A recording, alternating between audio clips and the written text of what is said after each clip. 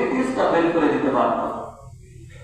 তো আল্লাহ পাক রব্বুল আলামিন প্রত্যেকটা মানুষের মেধার মধ্যে এত শক্তি দান করেছে, মস্তিষ্কের মধ্যে